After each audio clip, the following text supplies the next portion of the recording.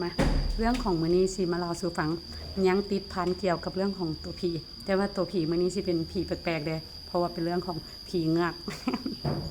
หลายคนเขาเชื่ออยู่ในนี้ว่าสมัยเป็นเด็กน้อยนะสิเคยได้ยินข่าวว่าหมู่บ้านนั้นนางนี้นางนั้นเท่านั้นเท่านี้หรือว่าพี่น้องผู้นั้นผู้นี้นะบ้านนั้นบ้านนี้จมน้ำตายคันบ่แม่นเงือกกินก็แม่นพญานาคเอาแม่นบ่ ข่อยก็แม่นผู้นึงที่แบบว่าได้เห็นได้ฮู้คนใกล้ตัวนะถูกจมน้ำตายคนที่บ้านเดียวกันแล้วเฮาก็หารือกันเฮาก็ได้ยินผู้ใหญ่สนทนากันเราถูกพญานาคเอาคืนไปเราถูกเงือกกินบ่ผู้นั้นผู้นี้บ่หรือว่าจมน้ำตายย้อนผีเจ้าถิ่นเจ้าด่านเจ้าจอมย้อนเพิ่นเอาไปเฝ้าปางน้ำให้บ่ยัง ก็ประมาณนี้เนาะบ่เชื่อแต่ว่าก็อย่าลบหลู่เนาะแล้ววันนี้เรื่องที่ข่อยสิมาเล่านี่เป็นเรื่องของคอหักตอนนั้นข่อยเรียนอยู่ธนาคารเพิ่นก็เล่าให้ฟังย้อนกลับคืนไปตอนสมัยเพิ่นเป็นเด็กน้อยครอบครัวของคนส่วนหลายที่ว่าอยู่แคมป์น้ำของนะเขาเจ้าจะมีดินสวนดินหาดเนาะเป็นของตัวเองและแต่ละครอบครัวเขาเจ้าจะมักไปปลูกพวกมันด่างมันเผาพวกสลีในทั่วดินอหย่างประเภทเช่นนั้นแล้วก็พักมีซีซ้อมเพราะว่าตักเอาน้ำของขึ้นมาหดมันจะสะดวกเลยเนาะมันจะบ่ได้ขุดน้ำยากนะบ่ได้น้ำสร้างยากข่อยก็แม่นผู้นึงนี่ว่าสมัยตะกี้ก็เคยได้ไปช่วยพี่น้องตักน้ำของมาหดพวกผักที่มีอย่างซุมนี้คือกันแล้ววันนี้เรื่องมันเกิดจากที่ว่าพ่อแม่เวลาไปหัวไปสวนมันบอกก็สิเอาลูกเอาหลานของตัวเองไปนำแล้วเขาเจ้าจะกลายเป็นวัฏจักรความลึ่งเคยนะเป็นวิธีนะเป็นเด้นะวิธีการดำรงชีวิตเอาลูกเอาหลานไปนำพ่อแม่ก็บ่ได้ห่วงไดก็เฮ็ดหัวเฮ็ดสวนของตัวเองไปอยู่เทิงไปแล้วลูกเต้าลูกหลานก็เด็กเล็กเด็กน้อยก็พาอากาศร้อนก็ลงไปต้นน้ำของลิ้นซั่นตัวแม่นบ่บางเทื่อก็พูดแหละโดดงาต้นสำสาบ่งาบักฝางจ้วมจ้ามจ้วมจ้ามจ้วมจ้ามลงไปเรากับหมู่เรา6คนก็เป็นคือกันกับทีมเด็กน้อยอื่นพากันไปหมู่2-3คนกับเปลี่ยนกันขึ้นโดดตามลงมาน้ำของลิ้นไปลิ้นมาลองบังเอิญบัดนี้เราว่าลมอันนั้นจักพัดหัวกุดหัวขาดมาแต่ทางใด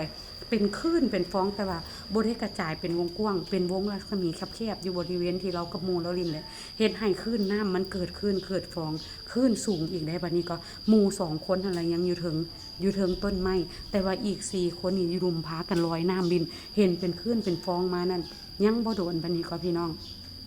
ลมอันนั้นมันผัดน้ำมันหมุนน้ำเฮ็ดให้กลายเป็นเพิ่นเอิ้นว่ามันเป็นเกี่ยวนะเพิ่นเอิ้นพันคอไก่เนาะ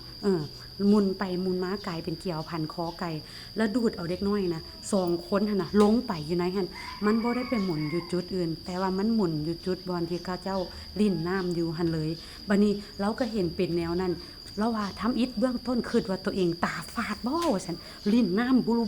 รุขึ้นมาหลายรูปหน้ารูปตาแล้วตามัวน่ะแนมไปเห็นเป็นแสงสีส้มสีแดงสีบัว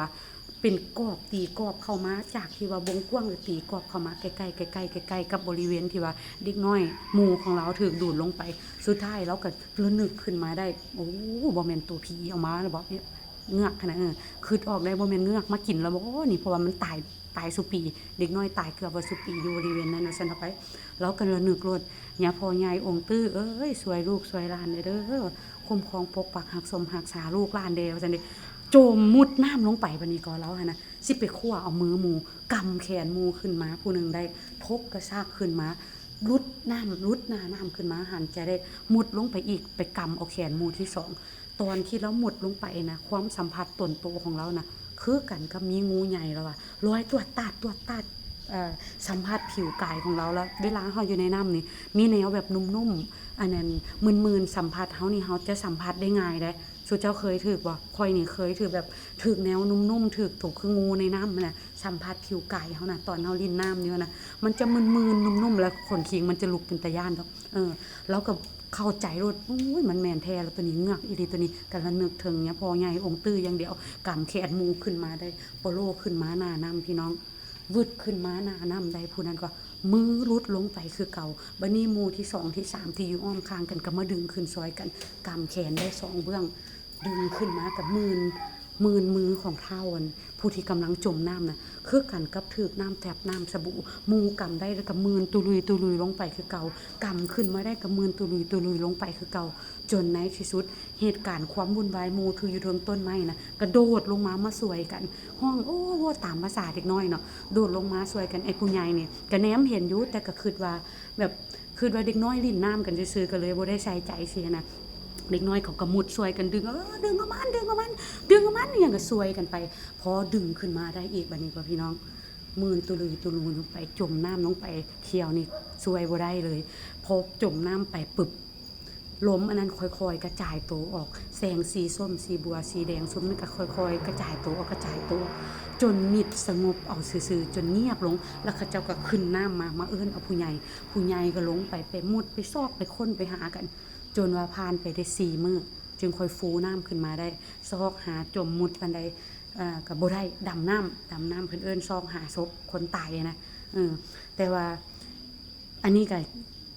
ขึ้นกับความเชื่อของแต่ละคนเด้อแต่ว่าสำหรับข่อยนี่ข่อยเชื่อว่ามีพญานาคที่ว่าคุ้มครองปกปักรักษาน้ำแล้วก็มีเงือกที่อยู่ในน้ำแต่ว่าเงือกนี่หลังจากที่ข่อยได้ไหว้พระสวดมนต์น่ะค่อยเข้าใจว่าน่าจะเป็นพวกในตระกูลของพวกผีพายแต่ว่าเป็นผีพายที่มีอำนาจบารมีค่อนข้างสูงเป็นเจ้าโจมหนึ่งที่ว่าบ่แม่นสัมภเวสีทั่วไปหั้นนะพี่น้องแต่ว่าเป็นดวงวิญญาณเป็นเจ้าเป็นจอมที่ว่าเฝ้าหรือว่าปกปักรักษาอยู่ในเขตนั้นๆและโดนๆเขาเจ้าก็จะต้องได้เพิ่นเอิ้นว่าถูกสังเวยนะถูกสังเวยด้วยวิญญาณของคนนี่แหละด้วยตัวของบุคคลนี่แหละแต่ว่าเดี๋ยวนี้ก็บ่ได้ยินเลยได้ว่ามีคนจมน้ำตายอยู่เขตนั้นสมัยก่อนละแม่นมีอยู่เนาะแม่นบ่ มาโอเคไปมื้อหน้าพอกันเรื่องใหม่